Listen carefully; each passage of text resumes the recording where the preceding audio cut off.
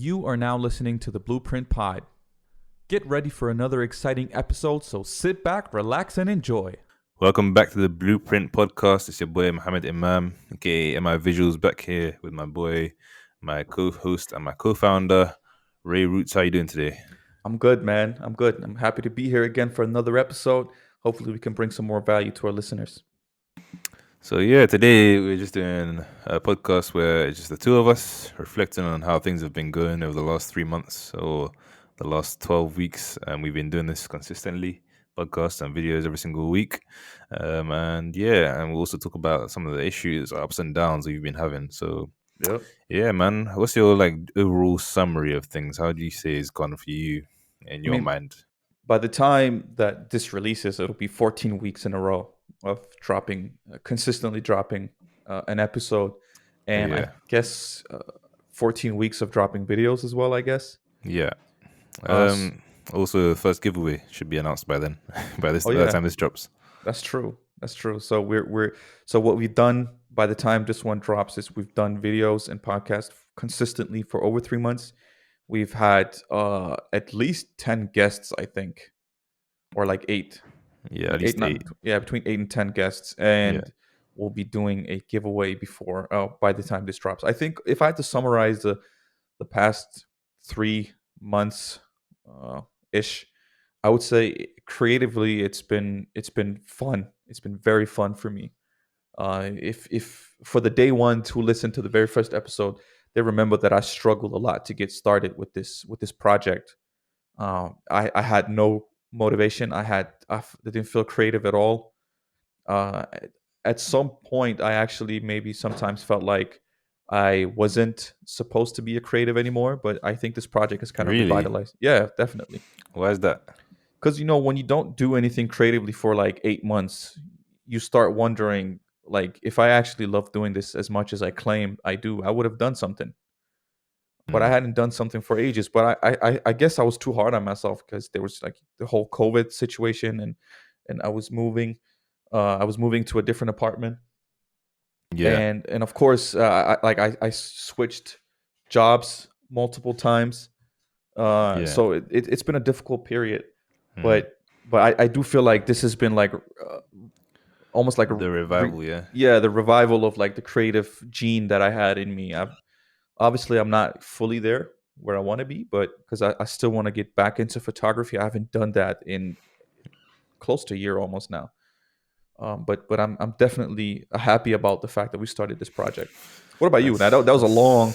I mean, it's good to hear. I mean, you haven't shared that with me before, so it's interesting stuff there. Because, like, what would you have done if it wasn't for like this? Would you have given up on creative endeavors as a whole, in like trying to pursue it like full time, or probably not officially? Like, I wouldn't ever have said I'm not doing photos or video anymore. But at the time, I didn't have a photo camera. I still don't. Well, I do have an analog camera, but I don't have like a mirrorless or DSLR that I used to have before.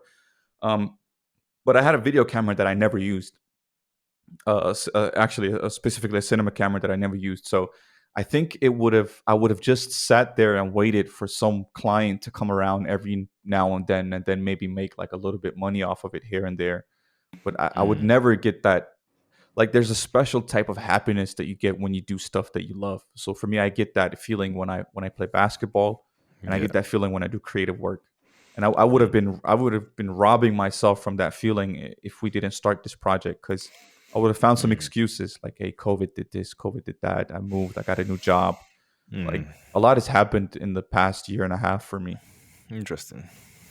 Yeah, I mean, I fully understand. I mean, I've had similar experiences as well. Obviously, mid 2019, I got married. My family moved out of the country, so I was pretty much solo with my new family, obviously, and but still, obviously, then COVID started coming in, and I was reaching a point where in my 9 to 5, my like actual job at the moment, I was really like, I was burnt out to the point where I was like, I need to leave this, even if it's Uber. I just need to do something different, like no matter what. I remember. Yeah, man. So I was literally like ready to give up and drop everything. Like, even with this creative stuff, like I knew I wanted to do something with it, but I didn't know what or when, and I was really thinking about just dropping it all fully as well. Like every now and then, like since we started this, I haven't felt that, which is good. But every now and then, like before that, I was like, is there really a point of me doing this creative thing? Is it really that bad to just stick to my 9 to 5 and then that's it, and just focus on that, and then just be like, what I feel like everyone else does is just go and chill in your free time. Just go chill with your family, play games, do what you gotta do, but like just leave the creativity. Like, why should I kill myself over it? Right. And I was feeling strongly inclined in that direction. And then, thankfully, I got a new job in November 2020. And that really gave me like a new sense of purpose, and I've managed it well since as well. But yeah, like once I got that, I just felt like so much pressure off of me. So then I was like, yeah, I can feel comfortable enough to go back to my creativity now, and I just wanted to get it started. But I had already been working on the videos for the Bluprint since I've got videos that have been recorded since June 2020. Right. And yeah, I was like to Ray, like we'll start it, and this like we had a few like deadlines, and then we kept on pushing it back. But yeah, I actually had Yeah. quite a few videos like backlogged that I thought that, all right, cool, I'm gonna use these for when we start. I want to have a nice chunk of videos backlogs. And then the thing is, when you don't do it, when you're new to this, creating videos consistently, and like when you're new to like weekly uploads and stuff, you don't really pay much attention to like the production quality when you're recording it. Like I've recorded like at least 4 videos which I've since scrapped totally. So like I still have them in my library, but they were recorded in June, July, August, and like one of them was like the first intro video, which I hate now, but yeah, that was recorded like 3 or 4 times at least. And then I also had a book review that I recorded, and then when I looked back at the footage, I thought I did good because I had recorded like B-roll and stuff. I was like, all right, first time I'm really doing B-roll for my own stuff. It felt good. And then I looked back on it because I cleaned the house like just before I started shooting the B-roll and stuff. I cleaned the house, and then I think I just had a bit of dirt on my hand, and then that was like and I looked back at the stock footage, the dirt on my hand was just showing up everywhere, and I was like, oh hell no, I can't use this in my book review. So yeah, since then I haven't recorded that since, and that's actually the video that should just be out now, which is still like an artist, and then a couple of other videos I had recorded that I just was like, nah, this isn't good enough. We're gonna talk about perfectionism a bit later, but yeah, these were all recorded back in like June, July, August. So it's funny that we eventually kickstarted in December, and then I ended up like not actually having that backlog footage. I just recorded and edited in the same week, which we've kind of been doing since, which is interesting. But I've kind of enjoyed the grind, and now we've changed it to a 2 week on, 2 week off schedule. And I think we've been doing well, to be honest. I think obviously we could be more productive. We need to be, because we plan to have some backlogged episodes coming up over the next couple of months. But I feel like it's helped because it's like there isn't so much pressure on one person to do it every time. Right. But obviously we're evolving, and it's all new, man. So like this is only 3 full months of videos and podcasts. So yeah, man, I feel like the podcast also gives me a lot of inspiration, man. Yeah, for sure. Like, we talk to so many like, interesting people. Yeah, exactly. Like even when I'm like listening back, I just get a bunch of ideas, so I write them down. Or like when I'm looking for guests and stuff, I also like look at their content and stuff and get inspired through that as well. So like yeah, like we're creating content to share our knowledge and also learn new like to share our knowledge and create some kind of entertainment value in there, but while still creating some kind of educational value. But we get a lot of inspiration and learn from it ourselves, especially in my case anyway, because Ray's got more of a videography background than I do. Right. And I'm still working on that, like the last video that I released, which was what video was that again? How can I forget? That was the carousel video. Yeah, the carousel video. That was the first time I shot in 4K on my camera, which I can do, and it's fine. It shoots well in 4K, but I hadn't sorted the lighting out properly, and that ended up making the video grainy, even though I was pretty happy with the setup. So I'm still working on it. I'm still working on improving it. So a long way to go, but I'm really happy with the progress, honestly. I mean, I'm reading Atomic Habits by James Clear. I don't know if you've read that. No, it's on my Audible backlog actually. I've It's bought it but not read it yet. so far. I mean, so far it's a pretty good book. But I'm also reading like other books on the side. But like in terms of self help or self improvement, this is my main book right now. One of the things he mentions in creating habits is to not focus on habits, but to focus on systems. And I think to begin with, we were scrambling. I think in December and beginning of January, we were scrambling because I was sick, and Definitely. then you Yeah. were sick. But I think the system that we found right now, it allows us to be consistent. Just the Yeah. fact that we know, like, I'm gonna grind for 2 weeks, and Yeah. then in theory I could take the next 2 weeks off. And Yeah. by the time this episode releases, we've already adjusted that to not taking 2 weeks off, but just taking maybe 1 week off, and then working in that off week so we can create this backlog that we've Yeah, talked about so exactly. much. Yeah, exactly. So it was definitely a scramble. Scramble is a good word. Yeah, for sure. It's exactly descriptive of what it was, especially in the beginning because you had COVID and you also had your camera issues and stuff.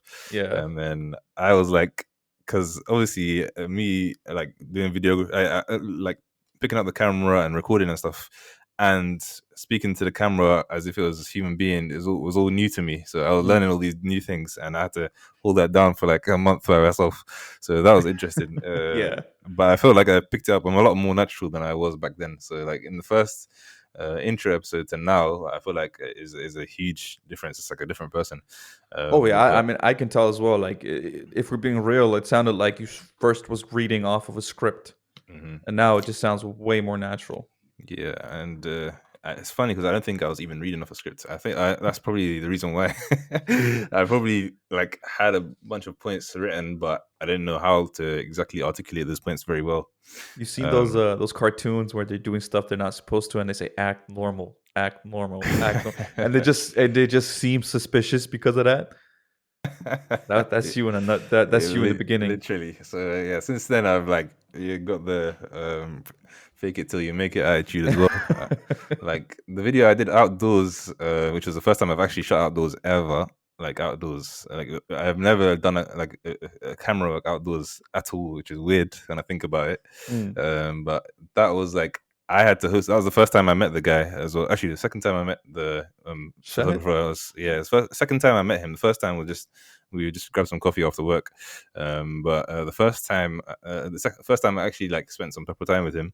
And that was also like the first time like I'd gone outdoors for, like lockdown for anything other than like just visiting family or whatever. Mm. And then yeah, it was like, all right, now I've got to record a video and be the host of the show per se, where I'm challenging myself to do a little challenge against a photographer who's actually got a lot more experience. And then I also got to bring in like my videographer who isn't too comfortable doing that stuff. And Right. then also my model who wasn't a model at all. So Hey it's man, stop hating on your boy, man. He did yeah, good. nah, he did good. He did good. But like juggling that and like balancing all of that, I feel like the video came out really well. I feel like that's an underrated video, honestly. I The think so pro too. photographer versus amateur photographer one, and that was like me. Like that was the first time where I was like, all right, in this video, if I appear to be like meek and timid and not confident on camera, then the video is gonna flop. Right. And that was like the first time I was like, all right, I really need to like amplify my voice and like just fake it till I make it. And I was doing that throughout the whole episode, so it was nice to see when it came out because I feel like that's my natural persona. Like, Right. and I'm pretty loud and bubbly when you get to know me, actually, Yeah. which is funny. But when you don't know me, or when I don't know you, or I'm in uncomfortable settings, I'm pretty quiet. So. Mm. And awkward, so yeah, like it's been a strong learning experience, man. Am I quirky visuals? Wow, quirky visuals. Okay. I think that video was one of the better ones on our channel. I think because it took the viewer away from the typical talking head style that Exactly. we've been doing so far, and I do want to do much more of that in the future. Like I want to get out and shoot a little bit more. I Yeah. have I have I have a an asset problem right now. Like I don't have an extra camera to shoot with. Hmm. And I guess that's not an excuse because I could technically just shoot on my iPhone, but I'll find a way As a eventually. professional, do you feel like you look down on iPhone photography, Oh no, not at all. videography? I started with an iPhone. Like, no, that's not true. I started with disposable cameras, but I really got into serious photography with an iPhone, and my wife is shooting amazing food photography pictures with an iPhone. So I don't look down on it at all. I just recognize that there are certain limitations that I haven't worked with in 5-6 years maybe. Hmm. So would you say you wouldn't ever make a video that you'd upload to YouTube from an iPhone? I would. I've thought about for a long time to record like maybe like an ad or something that looks cinematic. I hate that word, but cinematic, and it's a really good video. And then towards the end, you see shot on iPhone. Okay. I've thought about that a lot. Yeah. So, like, have you thought about doing it for us, like, sooner than later? No, Why not though?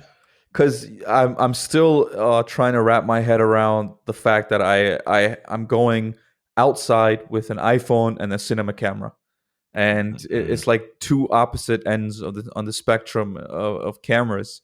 Yeah. And like I don't even know how to transfer video in full quality from my iPhone to my computer. Like, I'm not even joking. True. I don't even know how to do that. Yeah.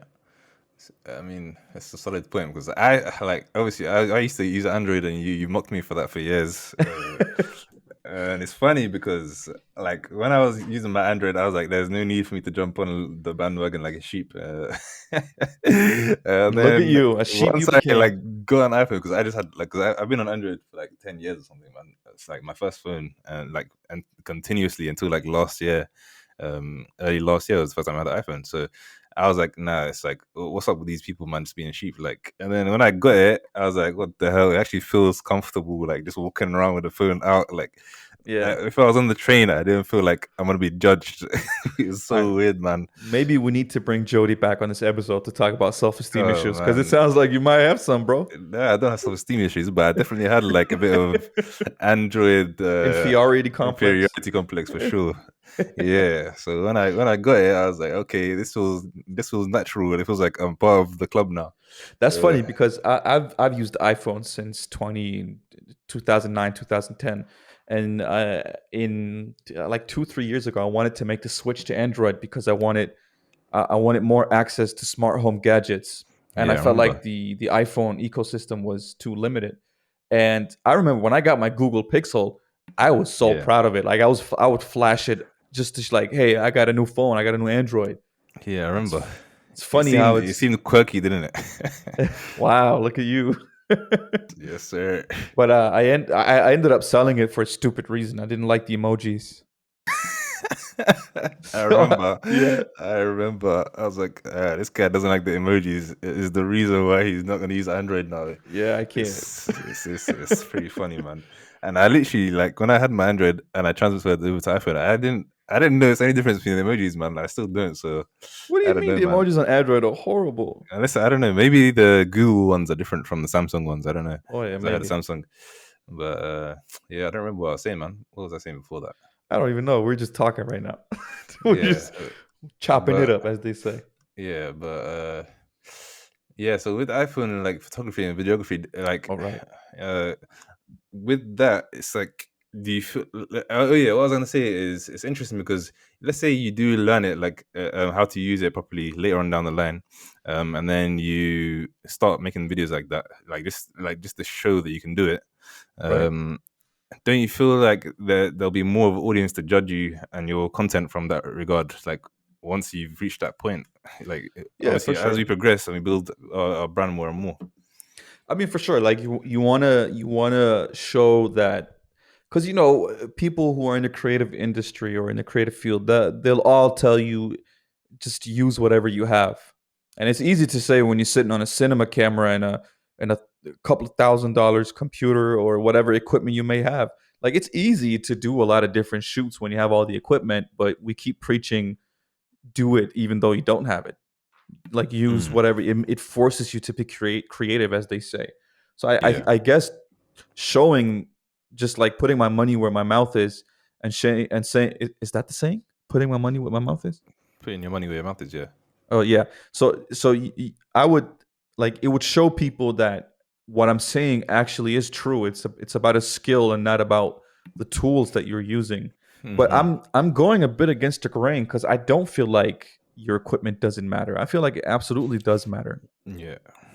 I just like I have a camera that I don't like, and this is gonna be a story. Every time you say that to me, I laugh. It's gonna be a story throughout this whole the day I get a new camera, I'm gonna make a video about it. Because I hated using my camera and I still don't like using it. I didn't shoot as much, so it does matter what equipment you have. But I think it's also important to show people that I have an actual skill, and it's not my equipment that makes it look good. It's me. It's my ability to use the tools that I have. So maybe one day I'll make a video. Yeah, question. I was wondering when you made that video about the Spider-Verse, like tribute photo you done, and that iconic shot where he's Miles Morales is freestyling or like he's flying in the air with his Jordans. Like, did you shoot on your camera that day? Yes. When you took that picture. So was that you or your friend? So we brought out the Cinecam that I have, and we put it on a tripod.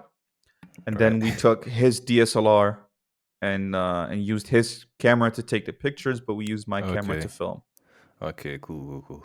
I think I said Miles Morales like 500 times in that video. I mean, so like when you were doing, can you take pictures with your camera, by the way?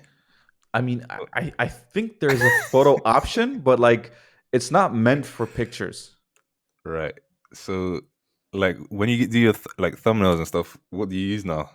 I either like mostly if it's my face, I'll just take it with the iPhone.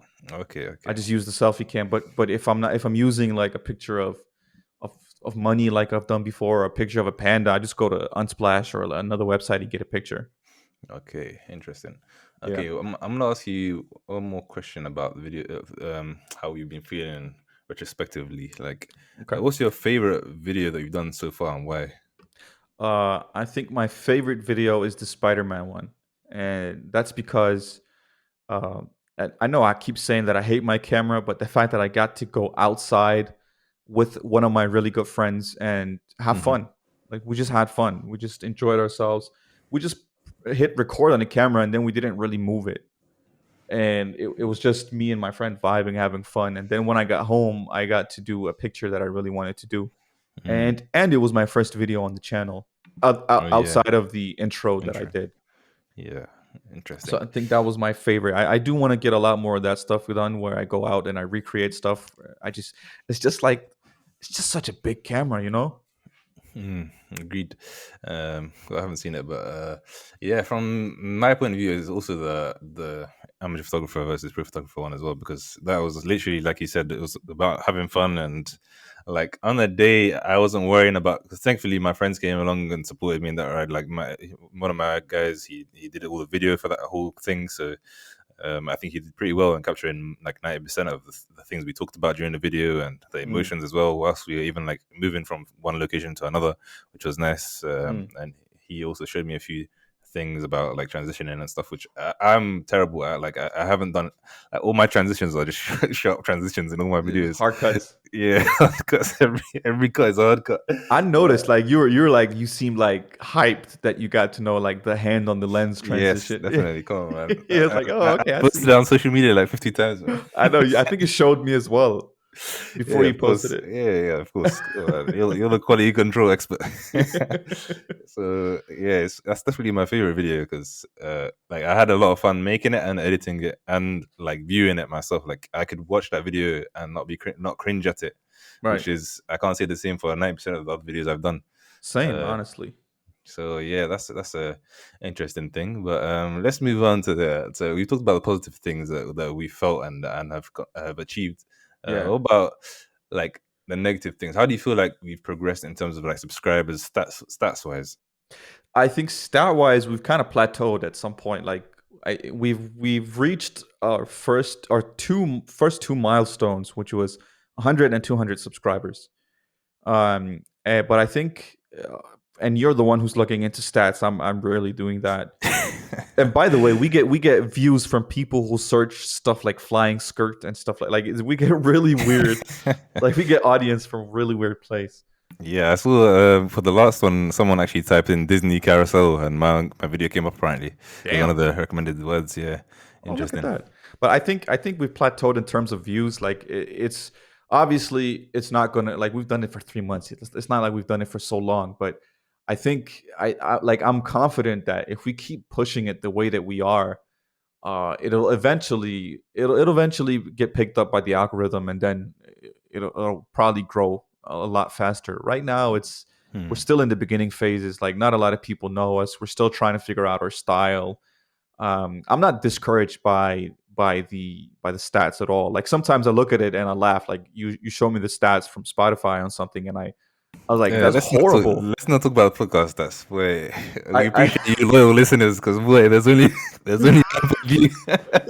I remember I think I said that's horrible numbers. Like that's sad to look at. But Yeah, I keep telling myself like, dude, we started not that long ago. Like, what do we expect? And I think we've done very well at reminding ourselves that we're playing a long game. We don't expect to be an overnight success. And you can play this episode back in 6 months and we'll be a much further than we are today.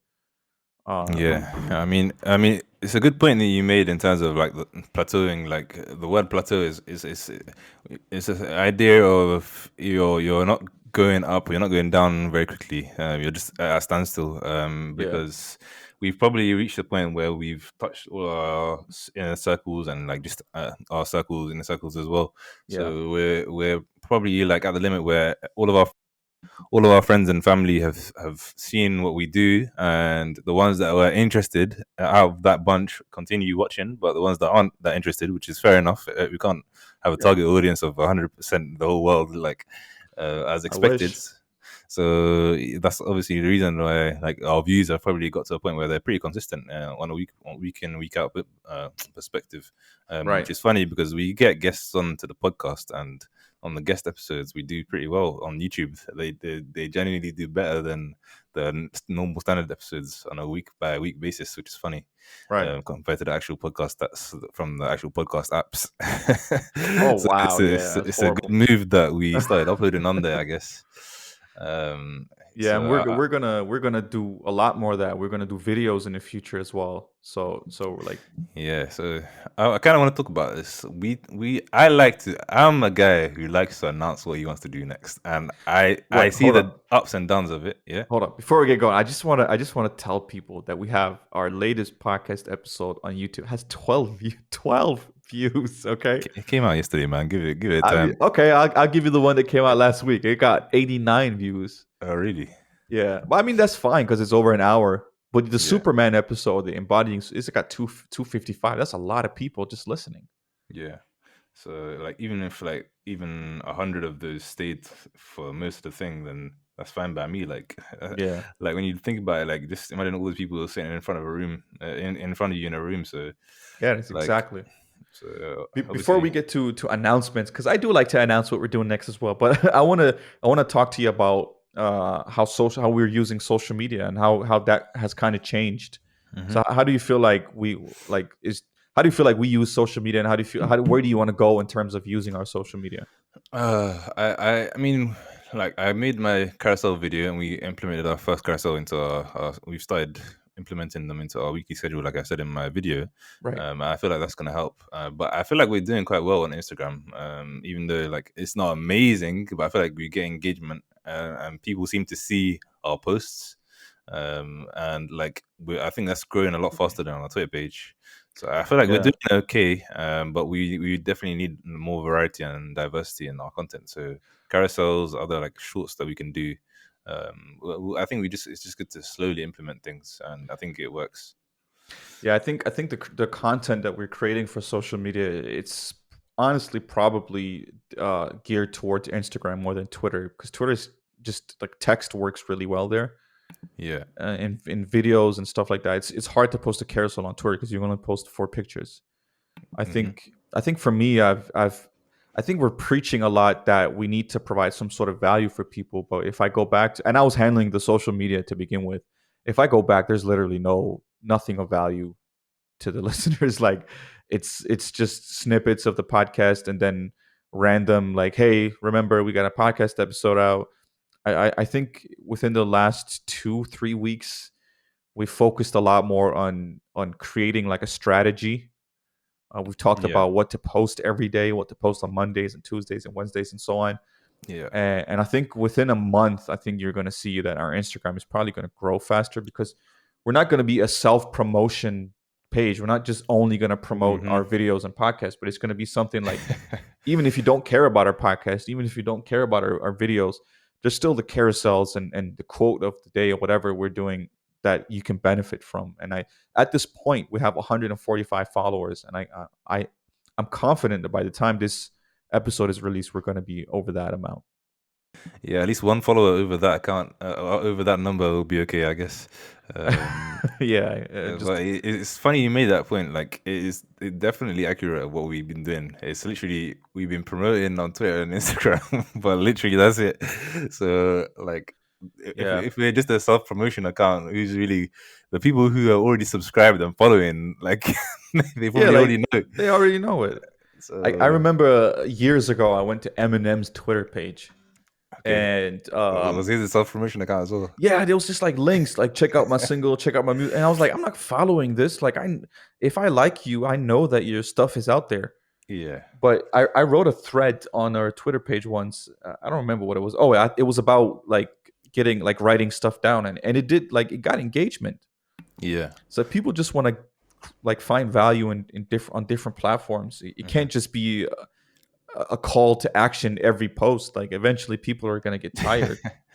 Yeah, and it's funny because we've talked about this before with Zoo in an episode where we talked about supporting friends, and like how I looked at some articles and they were talking about psychologically how we're disinclined to do what we're told to do, especially like these newer generations, people born in the early 2000s and stuff. Like, they don't want to be told what to do by someone who's like from a different generation to them every single week, like consistently. It's kind of almost patronizing, and a lot of people will do the opposite. So, like, if you're doing calls to action consistently, you're probably going to lose engagement after after a certain amount of time, which we probably have been. I think you can see that in our, like, we used to get like 100+ views on the videos we posted on Instagram. Now it's like, okay, it was not that bad. Actually, I thought it was a lot worse, but we're still around 100. No, we're more like between 50 and 100, which isn't bad. Not at all. That's like 2/3 of our followers. Yeah, I mean, that's probably something that I need to improve on my Instagram myself. Like, I'm in the going towards 600 range followers, but yeah, I know my engagement is terrible at the moment. It used to be better, but it's all about like you said, putting value out as well. You can't just be self-promotion constantly. Yeah. So yeah, I definitely agree with that, man. That's like the difference between creating like followers and an audience. Like, you want people to benefit from the stuff that we're doing, and then once we drop it, like, hey bro, you're benefiting from us, why don't you go ahead and follow us? Like, you know what, maybe I will, because like I do enjoy the stuff that you do. But I look at it, it's just like, don't forget we have a new episode, here's another snippet, here's a meme out of nowhere. Yeah, like, there's no consistency right now on Instagram, but we've spoken about that, and it's something that I plan to look at myself. So like, this is like advice from us as well. Like, this is from the experience we've had so far, and logically it makes sense. So right, for like, sure. Considering how the algorithms work and stuff, like if we were to relaunch, I'm sure we'd probably focus on that and probably get more engagement. Like, we'd probably be double the size of where we are at this point. So it's just all about like learning from your mistakes and like appreciating how the algorithms work as well, because they are algorithms, they aren't human beings. Right. you can't beat them, you gotta join them. So that's why I said, like, I hate carousels, but I'm gonna start making them. I love carousels. Funnily enough, when I started making it, I was like, all right, I'm enjoying this, because Photoshop is my natural Photoshop is my natural playground. So like, when I started making it, I was like, okay, like, I can make this at high quality. I like it. The content is good, and I think people will like it too. Just continuing off of that whole algorithm talk, they've changed the Instagram algorithm. So at the time of this recording, which is towards the end of February, and this episode will probably launch in March, but whatever, the algorithm favors posts that you save and posts that you send to others or share on your own story.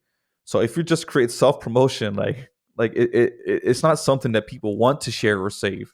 But Yeah. if it's a beneficial carousel or a quote or something from a book or whatever, then people are more inclined to do it, and that way you work with the algorithm instead of working against it. Mm.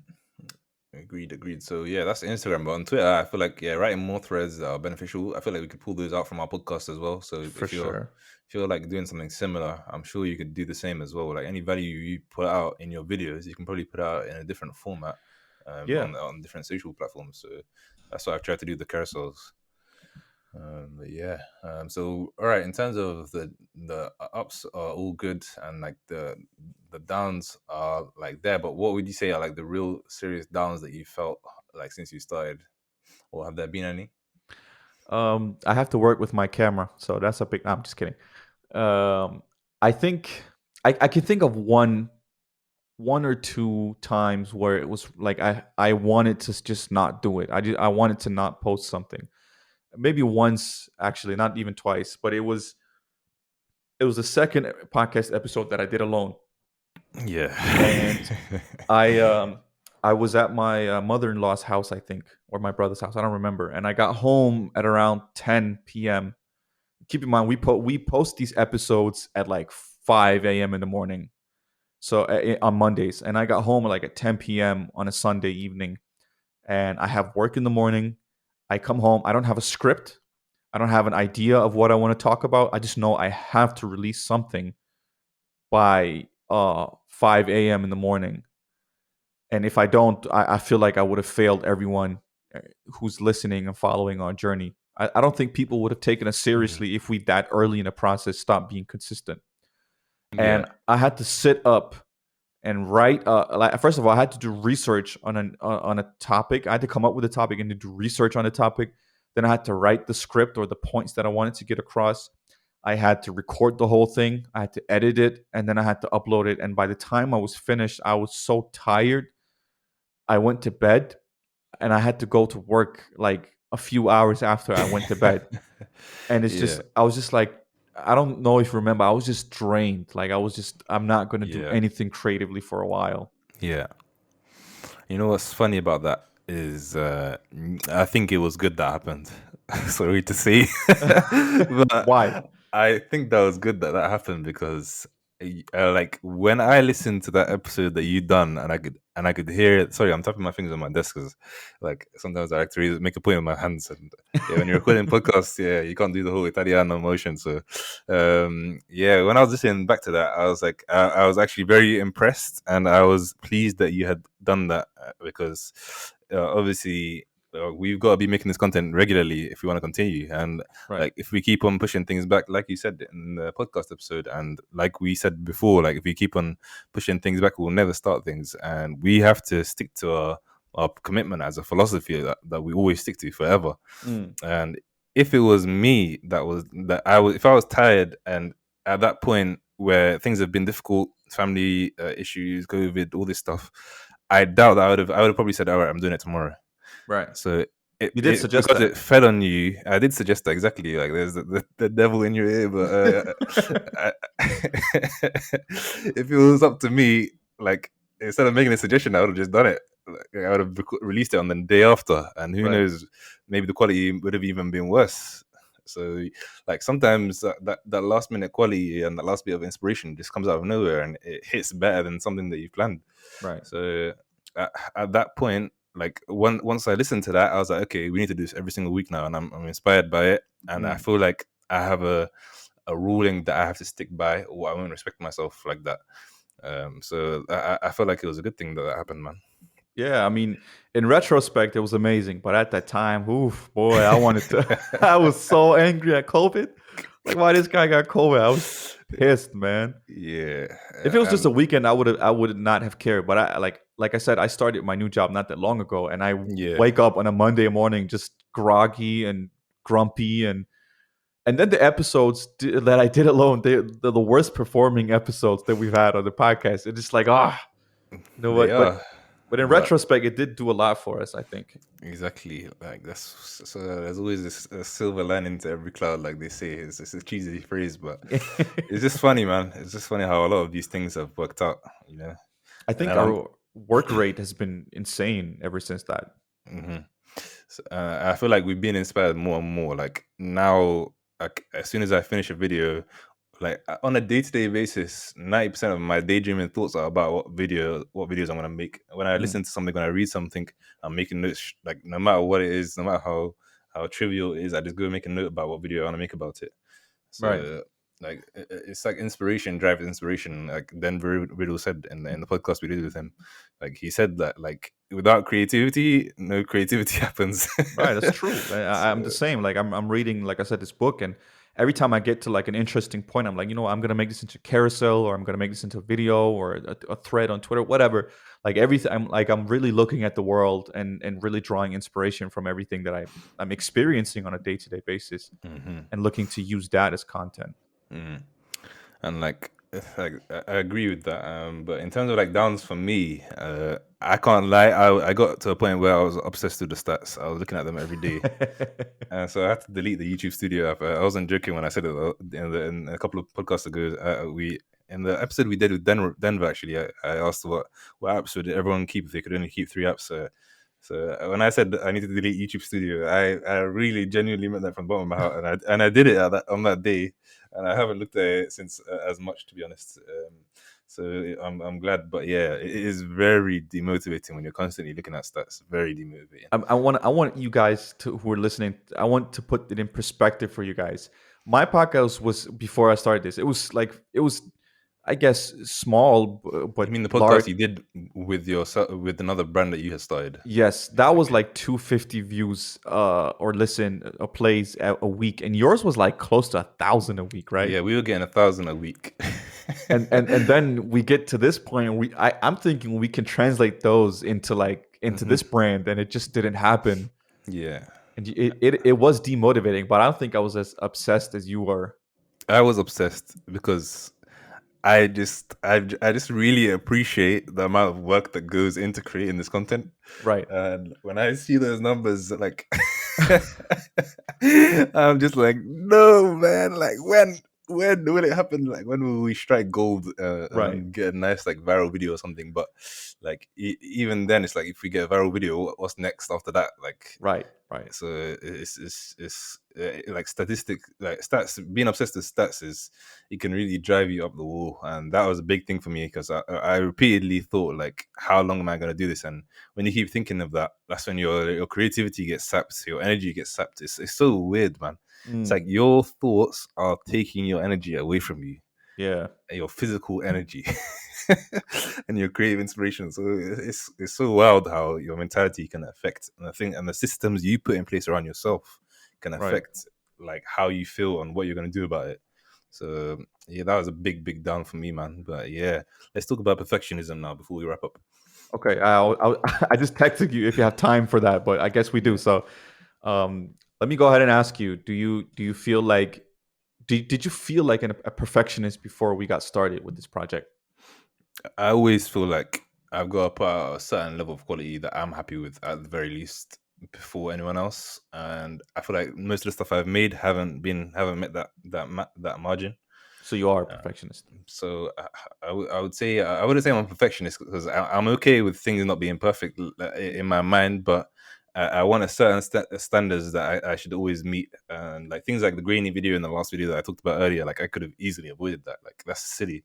Right. That's a silly mistake. Like, but that's because I didn't put a system in around myself to be able to spend more time to record that video. Can I tell you a Um, funny story? yeah.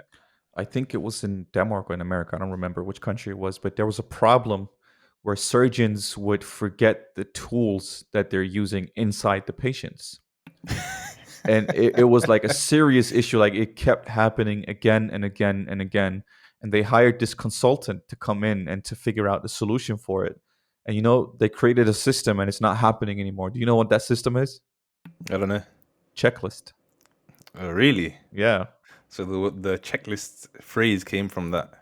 I don't know if it came from that, but he implemented a checklist and they used that. You know what? They probably Right. paid that consultant so much money for something I could have said. Yeah, I mean, yeah, I feel like that sometimes when I'm doing my 9 to 5 as well. I like we're humans at the end of the day. We'll make mistakes, but yeah, For that's sure. like my perfectionism. It's just the set of standards and expectations I have on myself, because I believe that I can, like, most of the creative stuff I get into, I pick up very quickly and well. So when I fail at something, or how I perceive it as a fail, like, it hits me hard after. And Mm. then I might look back at it after, which is funny because I was talking about how much work goes into things. Like, you put in all that work and then you still don't put something out that you're happy with. Yeah, I mean, I think years ago I was probably a perfectionist. I think that really changed when I did the 365 challenge on Instagram, where I wanted to post every day for a whole year. I think that really changed the way that I Hmm. think about the work that I do, and it's at a point right now where, like, I don't think I'm a perfectionist. Like, I have standards of quality, but if it doesn't meet that and there's a deadline, I'll post it anyway. Because at the end of the day, for me, it's about creating the highest quality that I can create at the right deadline. Yeah. So if you tell me I have to post something on Fridays, I can't post it on a Saturday. Hmm. Like, people expect it on a Friday. So I think I don't think I'm a perfectionist. I adopted this saying years ago that perfectionists are unemployed, and it's because they never get stuff done. They just keep thinking, I have to do it better. I have to do it better. But, like, at the end of the Hmm. day, you learn by doing. Yeah. And if you're perfectionist, you never get stuff done. I mean, you said it in a previous podcast, like, even though in the last episode, I think you said how, well, in the one with Lazy Panda, you said how you find it a lot easier to just set up your camera now and do things. Yeah. But yeah, even now, like, like you mentioned earlier about atomic habits and setting systems in place to beat those habits, those bad habits anyway, or create good habits. Like, now, like, what I've stopped doing is packing up my lights and putting them all away and packing up my camera and everything.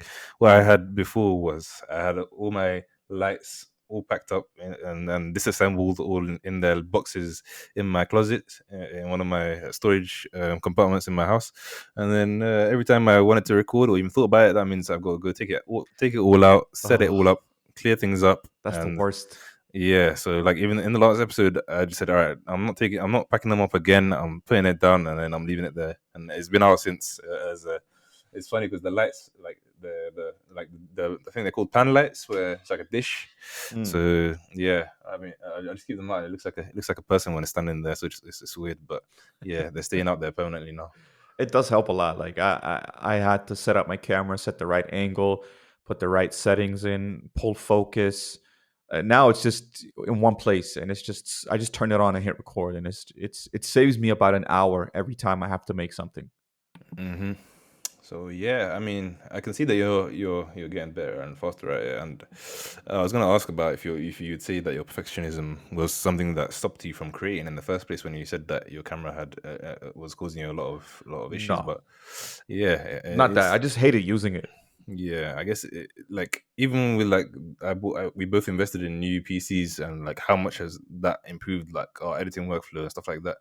Or, like, it's just a pleasure to use them, you know. So, Right. like, setting systems up around you that are a pleasure to use, I think, is very important to beat I'm. perfectionism and be more productive.